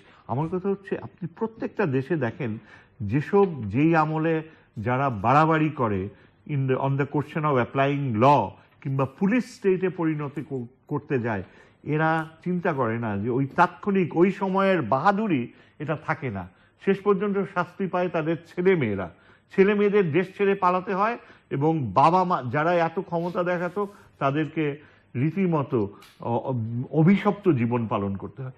এই জিনিসটা কিন্তু মানুষ শিখে না, এবং আমাদের দেশেও এই জিনিসটা যারা এই ধরনের পথে চলে তাদের বুঝতে হবে যে দেশপ্রেম জিনিসটা কিন্তু এমন না যে আমি চাকরির সুবিধা, আমি এই পজিশনে যাব, আমি আরো 10 বছর আমি এরা থাকলে আমিও ক্ষমতায় থাকব। এই যে চিন্তাধারা, তার ওই পাশে কি, ওই পাশে তোমার সন্তানের ভবিষ্যৎ, তোমার স্ত্রী আত্মীয় স্বজনের ভবিষ্যৎ, পালিয়ে বেড়ানো বাকি জীবন। এবং আমরা যখন অতি কনফিডেন্ট হই তখনই কিন্তু পতন ঘটে, যখনই দেখি সব শেষ হয়ে যায়। গণতন্ত্রের কোনো বিকল্প নেই, কোনো বিকল্প নেই। ওই মিলিটারি চলে গেছে, তো এখন গণতন্ত্র আপনি ডিপলি তৈরি করতে হবে। আপনি যদি তৈরি না করেন, এটা একটা তাহলে দেশের ক্ষতি হবে। হ্যাঁ, আমি মনে করি যে ভবিষ্যৎ, আমি খুব আশাবাদী। আমি বাংলাদেশের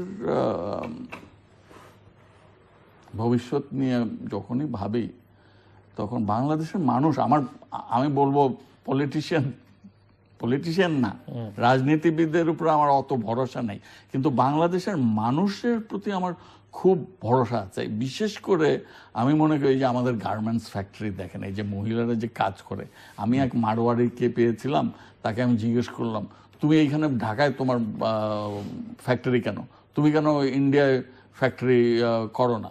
হ্যাঁ, তো সে বললো না, বাংলাদেশের মেয়েরা খুব ভালো কাজ করে। তো এইটাই আমি মনে করি, বাংলাদেশের মাটি, বাংলাদেশের আবহাওয়া, বাংলাদেশের মানুষ আসলেই। এবং আমি আরও মনে করি দেখেন, বাংলাদেশের জনসংখ্যা কিন্তু বেশ ভালো মতো, আমার মনে হয় না 20 কোটির উপরে যাবে। 20 কোটিতে গিয়ে থেমে যাবে বাংলাদেশে। এবং এই নতুন যে প্রজন্ম আছে, নিউ জেনারেশন, তাদের উপর আমার অনেক ভরসা আছে। বিশেষ করে আমি যেটা বললাম, উইমেন্স রাইটস, তো বাংলা আমার মনে হয় ভবিষ্যতের প্রজন্মরা তারা গণতন্ত্র তৈরি করবে। এবং গণতন্ত্র শুধু না যে পলিটিক্সে না, আপনার নিজের অফিসে, তারপরে নিজের বাসায় গণতন্ত্র।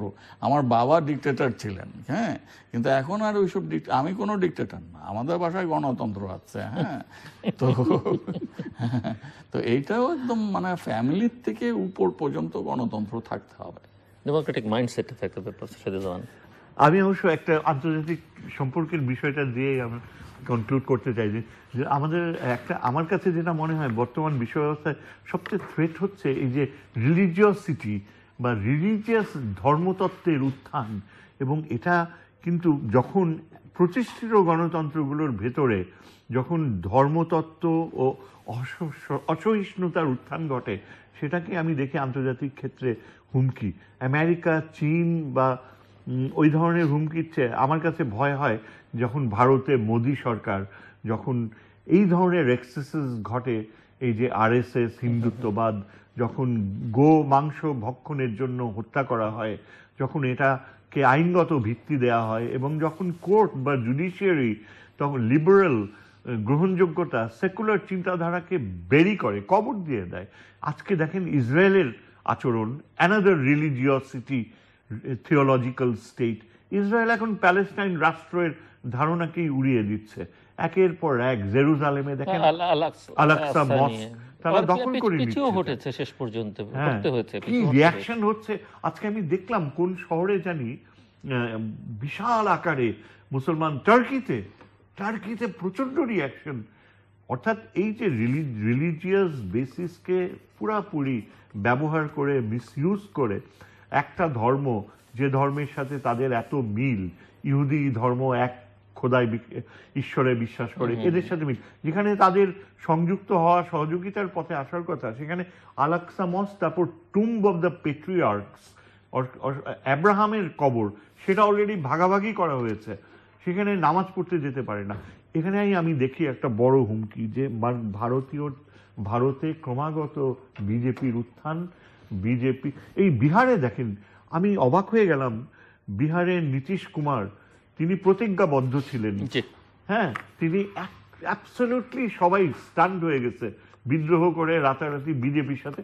বিহারের মতো একটা রাজ্য অত্যন্ত গুরুত্বপূর্ণ, কিন্তু সবচেয়ে বেশি মন্ত্রী আসে বিহার থেকে, সেই বিহারের মুখ্যমন্ত্রী বিদ্রোহ কি ডেমোক্রেসিকে কিভাবে অপমান করলো, এটাই আমার ভয় হয়। প্রফেসর শামীম কি এই ধর্মতত্ত্বের উত্থান নিয়ে 1 মিনিট, আমার হাতে সময় নেই। হ্যাঁ, পলিটিক্স মেক স্ট্রেঞ্জ বেডফেলোস, এটা নতুন কিছু না। আমার প্রফেসর শহীদুজ্জামান বলছেন নীতিশ কুমার হতে, এটা অহরহ হয়ে থাকে পলিটিক্সে। আজকে ইউ আর মাই ফ্রেন্ড, আজকে বন্ধু আছো, কালকে শত্রু হয়ে যাবে। এটা নতুন কিছু না। এবং দিস ইজ আ পলিটিক্যাল চাল, আমি বলবো। এত মন খারাপ হওয়ার কিছু নাই। তো বাট হ্যাঁ, একদিকে তো ঠিকই, যদি আপনি আমি আশাবাদী, আবার বলছি। দর্শক, আমরা অনুষ্ঠানের শেষ প্রান্তে রীতিমতো সম্পর্কে আপনারা লিখতে পারেন। যে বললো পারভেজ মোশাররফ, সেও যখন করলো এটা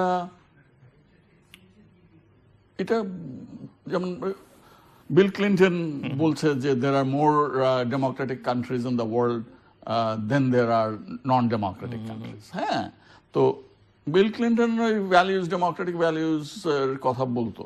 তো তখন যেমন 2007 আমাদের বাংলাদেশে 2007-এ ওই রকম বিদেশি সুবিধা নেয় যে আমাদের জেনারেল এসে প্রেসিডেন্ট হয়ে যাবে, ওই সুবিধাটা ছিল না।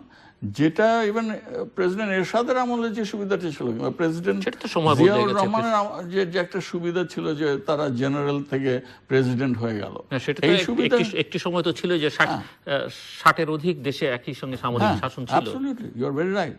প্রফেসর শহীদুজ্জামান, আমি একটু পাকিস্তানের জুডিশিয়ারি নিয়ে যখন কথা বলছি, তখন আমরা একটু বাংলাদেশের জুডিশিয়ারির প্রসঙ্গ আসি। আমরা লক্ষ্য করছি বেশ কিছুদিন ধরে বাংলাদেশের জুডিশিয়ারির সঙ্গে নির্বাহী বিভাগের এক ধরনের সম্পর্কে টানাপোড়েন, সেই বিতর্কে বিরোধে আমাদের আইনসভাও জড়িয়ে পড়েছে এবং এটি 16th অ্যামেন্ডমেন্ট সংক্রান্ত বিষয় এবং সাম্প্রতিককালে বিচারকদের পদোন্নতি, নিয়োগ, বিচার বিভাগের সুযোগ সুবিধা নিয়ে অনেক রকমের কথাবার্তা হচ্ছে। আপনি প্রধান বিচারপতি স্বয়ং বলছেন যে বাংলাদেশের গত 3 বছরে বিচার বিভাগের উন্নয়নে কোনো বরাদ্দ দেওয়া হয়নি, বাজেট সংকুচিত করে ফেলা হচ্ছে।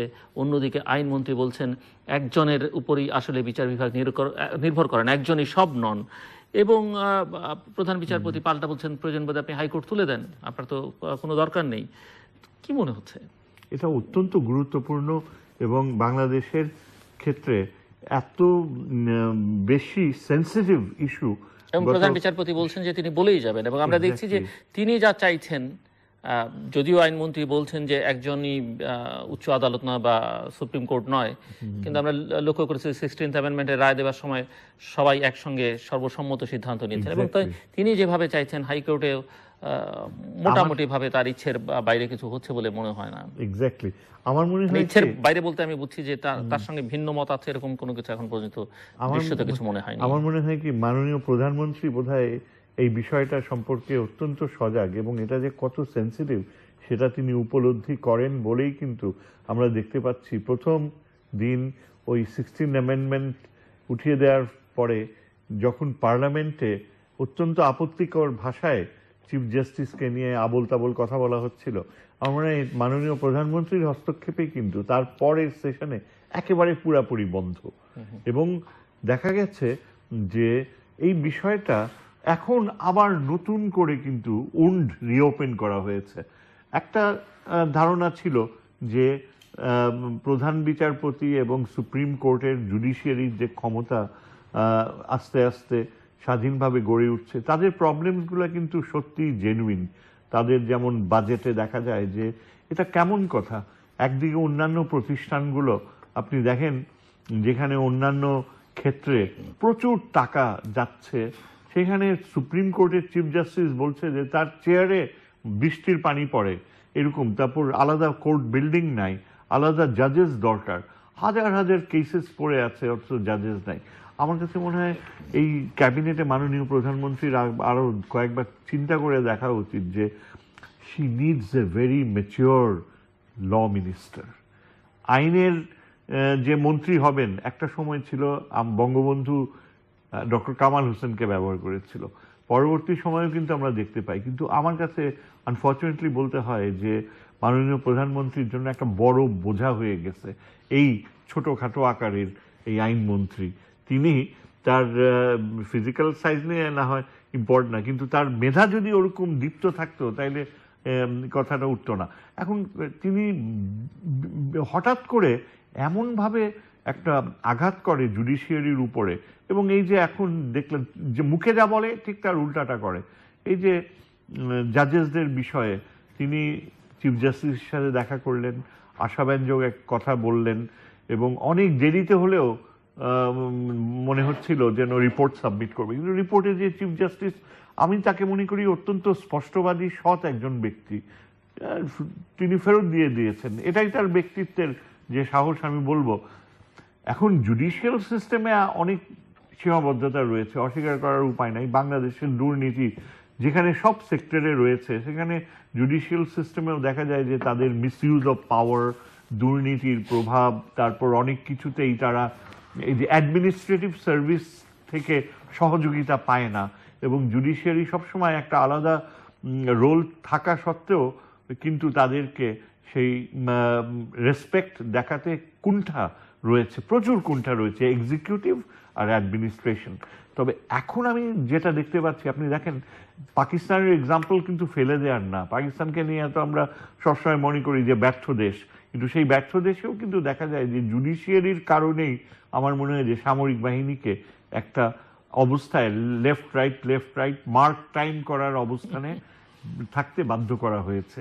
আমি মনে করি যে আগামী দিনগুলোতে এটা প্রমাণিত হবে যে আমাদের জুডিশিয়ারি কতখানি সাকসেসফুল হবে। এই যে ইলেকশন কমিশন, যেটা আমরা মনে করি যে যার রোল এত ইম্পর্টেন্ট, এবং যার কারণে দেখা যায় যে তারা নাগরিকদের সঙ্গে সংলাপ করলেন আগামী নির্বাচন, এই ধরনের ধারণাগুলো অর্থবহ কি না সেটা নির্ণয় করার জন্য চিফ জাস্টিস, যদিও আমরা জানি যে তার হয়তো খুব বেশি সময় নেই হাতে, কিন্তু বা এমনও হতে পারে যে চিফ জাস্টিসের এখন যে বর্তমান অবস্থান নিয়েছেন এই বিষয়ে হয়তো এর চেয়েও আরো বৃহত্তর রোল তার সামনে থাকতেও পারে জুডিশিয়ারি, যে পাকিস্তান আমাদের দেশে যদি পলিটিক্যাল সিস্টেমকে এবং ইলেকটোরাল প্রসেসকে আবার ট্র্যাকে আনতে হয়, সেখানে এখন বলতে গেলে জুডিশিয়ারি একটা বড় ভরসা। প্রফেসর শামীম, আমি সিস্টেমিক কথা বলবো। সিস্টেম যেমন ধরেন মার্কিন যুক্তরাষ্ট্রে 9 জন জাস্টিস আছে সুপ্রিম কোর্টের, এরা লাইফ লং, তাদেরকে আপনি সরাতে পারবেন না, ট্রাম্পও সরাতে পারবেন না, পরবর্তী কেউ, এমনকি জন রবার্টস চিফ জাস্টিস, সে যদি আরো 50 বছর বাঁচে, সে 50 বছর চিফ জাস্টিস থাকবে। এটা কিন্তু একটা সিস্টেমিক জিনিস, এবং এই গঠনতন্ত্রে একটা চেক আছে এক্সিকিউটিভ এবং লেজিসলেটিভ। যেমন লেজিসলেচার যদি একটা আইন করে, ওইটা সুপ্রিম কোর্ট ওই আইনকে বাতিল করে দিতে পারে। প্রফেসর শহীদুজ্জামান বললেন পাকিস্তানের, কিন্তু তাকে তো বরখাস্ত করে দিল, তাই না? কিন্তু আপনি আমেরিকায় কোনো জাস্টিসকে বরখাস্ত করতে পারবেন না। তো আমাদের এখানেও যদি এরকম আপনার কনস্টিটিউশনে যদি শক্ত জুডিশিয়ারি থাকে, এটা করতে হবে সিস্টেমিক ভাবে। এবং শুধু ওইটা না, ইলেকশন কমিশন, ইন্ডিয়ার ইলেকশন কমিশন সাংঘাতিক শক্ত এবং খুব তাদের অনেক পাওয়ার আছে। তো আমাদের বাংলাদেশেও ইলেকশন কমিশনের কিন্তু আইন কানুনে তারা যথেষ্ট শক্তিশালী। সমস্যা হচ্ছে ব্যক্তির সমস্যা, তাদের ইন্টিগ্রিটির সমস্যা, পার্সোনালিটির সমস্যা। না, আমার মনে হয় বাঙালিরা তো ওই ভীতু বাঙালি আর নাই, আমি এটা বিশ্বাস করি না যে পার্সোনালিটির সমস্যা, ঘরোয়া বাঙালি, ভীতু বাঙালি, এগুলা আর সত্যি না। না। কিন্তু এমন তো না যে ক্ষমতায় যারা থাকবেন তাদের কোনো নির্দেশ যদি পছন্দ নয় ইলেকশন কমিশনের, আমরা তো শুনিনি যে তারা মানবেন না বা বলবেন যে আমাকে চাপ প্রয়োগ করা হচ্ছে। ইলেকশন কমিশনকে আরো পাওয়ার দিতে হবে। তাদের ওই, আমি মনে করি তাদের অনেক কম পাওয়ার, এবং কনস্টিটিউশনের মধ্যে পাওয়ারটা থাকতে হবে, তাহলে ভালো হবে আর কি।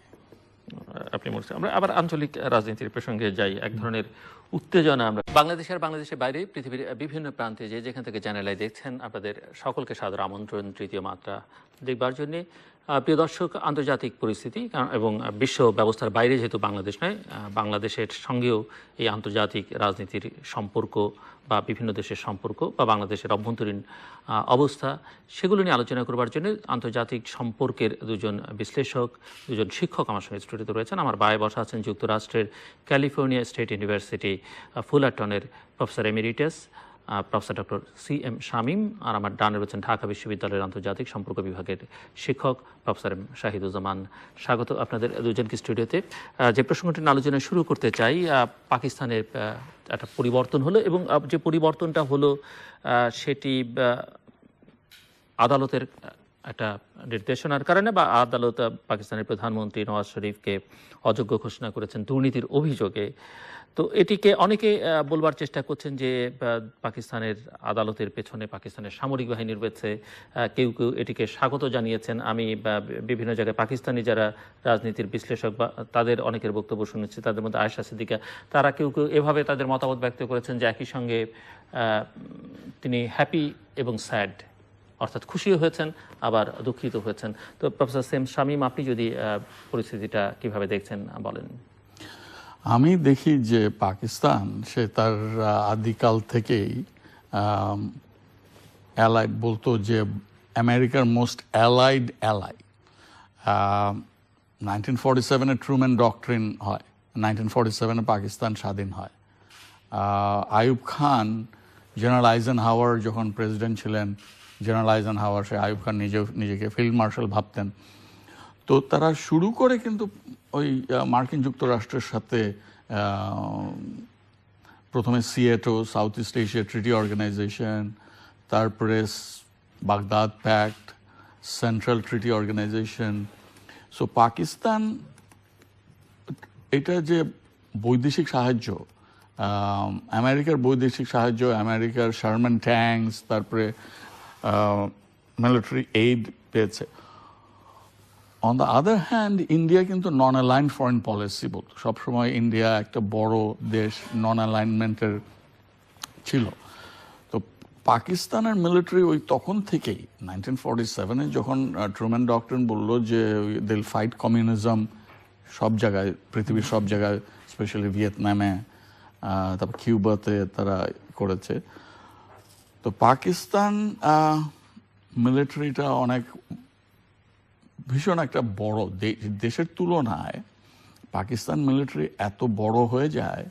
এবং পল কেনেডির একটা থিসিস আছে, rise and fall of great powers. যখন একটা দেশের মিলিটারি বাজেট সরকারের বাজেটের অনেক বিরাট অংশ খেয়ে নেয়, তখন দেশের অবনতি হবে। সেই ওই যে তারা অনেকবার সোজাসুজি রাজত্ব করেছে, মানে ডাইরেক্টলি অনেক সময় তারা রাজনীতিতে ছিল এবং অনেক সময় তারা পর্দার পিছনে। সবসময় তারা কিন্তু মিলিটারি এটা ছিল। এবং মিলিটারি যদি আপনাকে নওয়াজ শরীফকে মদত দিত তাহলে সে থেকে যেত, যেহেতু মিলিটারি দেয়নি সেই জন্য সে।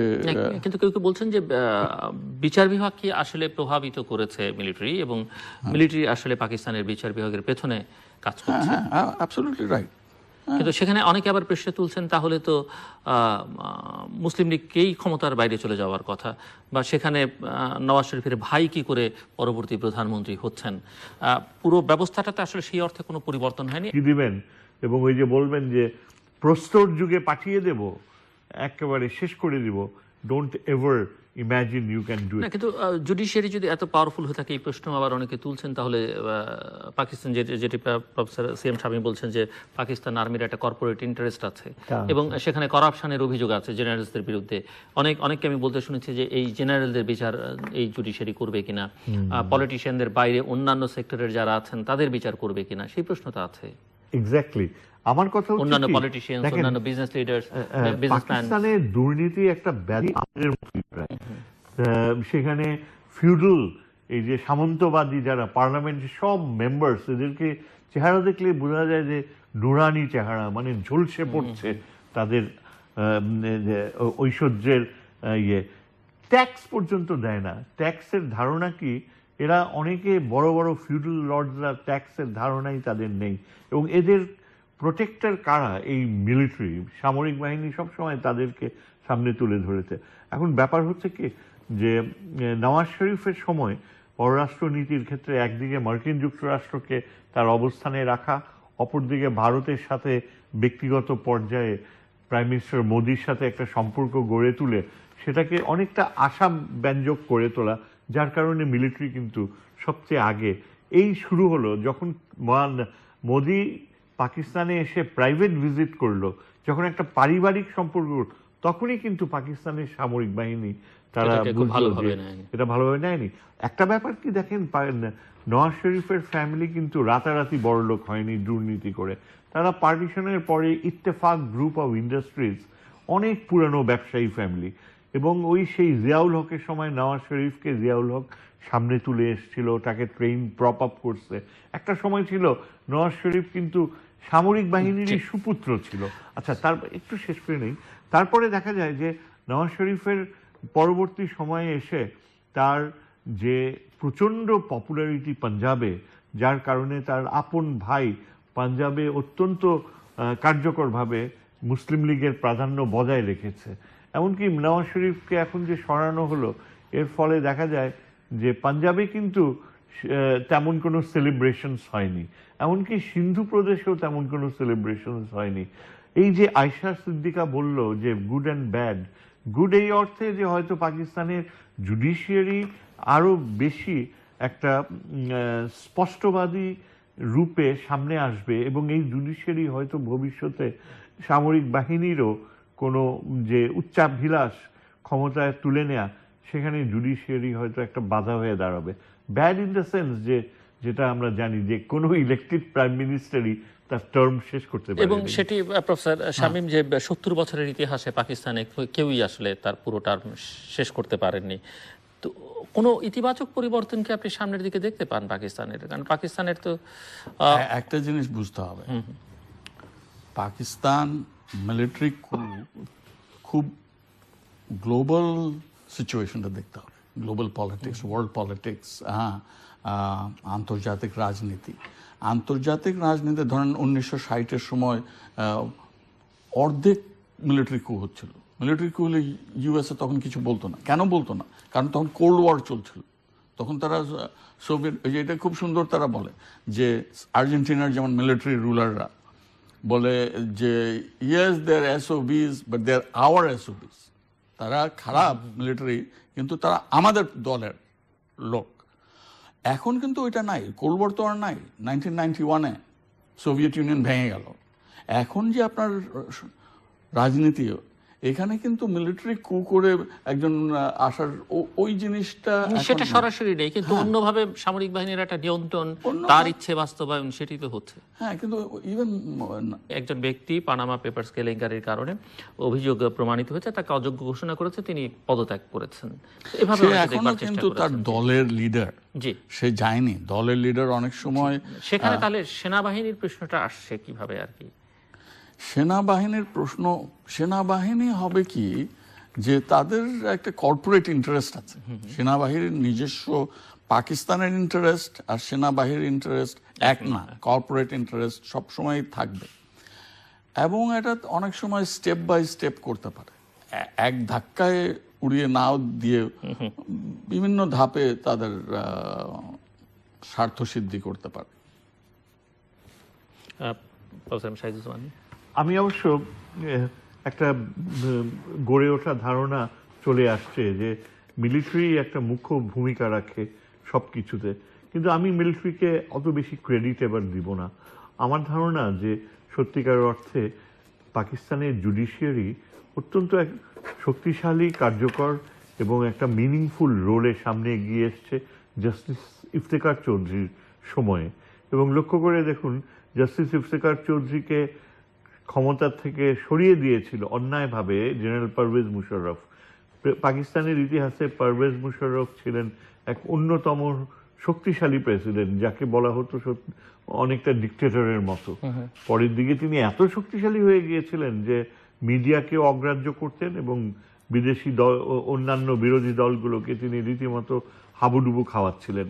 সেই প্রেসিডেন্ট জাস্টিস ইফতেখার চৌধুরীর মতো একজন স্বনামধন্য গ্রহণযোগ্য ব্যক্তিকে সরিয়ে দেন। যখন দেখলো যে জাস্টিস চৌধুরী তার কথা শুনছে না, সরিয়ে দেন। কিন্তু তারপর থেকে যে জুডিশিয়ারির একটা উত্থান ঘটলো এবং লয়ার্সরা যেভাবে রাস্তায় নেমে আসলো, তারা অন্যান্য সমস্ত প্রতিষ্ঠানকে ছাড়িয়ে দিয়ে লয়াররা রিস্টোর করলো এবং এই জাস্টিস ইফতেখার চৌধুরী অত্যন্ত কার্যকরভাবে সেই শক্তিশালী পারভেজ মুশাররফকে শুধু ক্ষমতাচ্যুতই করেনি, তাকে এক্সাইলে পাঠিয়েছে। তার ব্যাপারে বিচারের ব্যবস্থা, দুর্নীতির জন্য তাকে বিচারের সম্মুখীন করার প্রক্রিয়া শুরু করেছে। এমনকি এটাও তুলে ধরতে পেরেছে যে সে একেবারে ভণ্ড, মিথ্যাবাদী, মার্কিন যুক্তরাষ্ট্রের একটা পেইড এজেন্ট, এবং সে আগাগোড়া মিথ্যা কথা বলে বুঝাতে চেয়েছে যে মার্কিনীদের কোনো ঘাঁটি নেই, অথচ পাকিস্তানের ভেতরেই এয়ারফোর্সের একটা ঘাঁটি মার্কিনীদের দিয়ে দেওয়া হয়েছিল এবং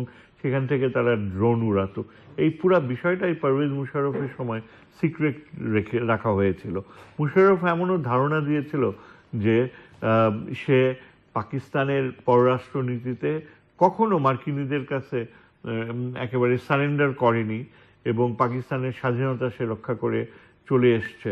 এই যে এইসব কথা, এগুলো কিন্তু ভুল প্রমাণিত হলো। তারপর এই যে জুডিশিয়ারি, তার নেতৃত্বে যে সিভিলিয়ানসরা ক্ষমতায় আসলো, পিপলস পার্টি, তারপর আপনি দেখেন জারদারি ক্ষমতায় ছিল, বিশাল আকারের দুর্নীতিতে জারদারি জড়িয়ে গিয়েছিল। কিন্তু তারপরেও সামরিক বাহিনী কিন্তু সেখানে সামনে আসতে পারে নাই, হস্তক্ষেপও করতে পারে নাই। জারদারির এত দুর্নাম থাকা সত্ত্বেও পিপলস পার্টি মোরলেস সাকসেসফুলি পাকিস্তানের যে পররাষ্ট্রনীতি চালিয়েছে। কিন্তু তারপর এই যে নওয়াজ শরীফ, যাকে ক্ষমতাচ্যুত করা হয়েছে, নওয়াজ শরীফের আমি সবচেয়ে বড় অর্জন দেখব যে পাকিস্তানের যে বাস্তবতাগুলো, তার যে হুমকিগুলো এবং তার যে মারাত্মক দুর্নাম একটা সন্ত্রাসী রাষ্ট্র হিসাবে, এই সবগুলোকে পাকিস্তান কিন্তু এই নওয়াজ শরীফের আমলেই পররাষ্ট্র নীতির মাধ্যমে এত সুন্দর সূক্ষ্ম একটা ব্যালেন্স তৈরি করেছিল। একদিকে মার্কিনীদেরকে ওয়ার্ন করে দিল যে this is a popular elected government, এটা পারভেজ মুশাররফের মতো জনসমর্থনহীন সরকার নয় যে আপনি ইচ্ছা মতো আমাদেরকে হুমকি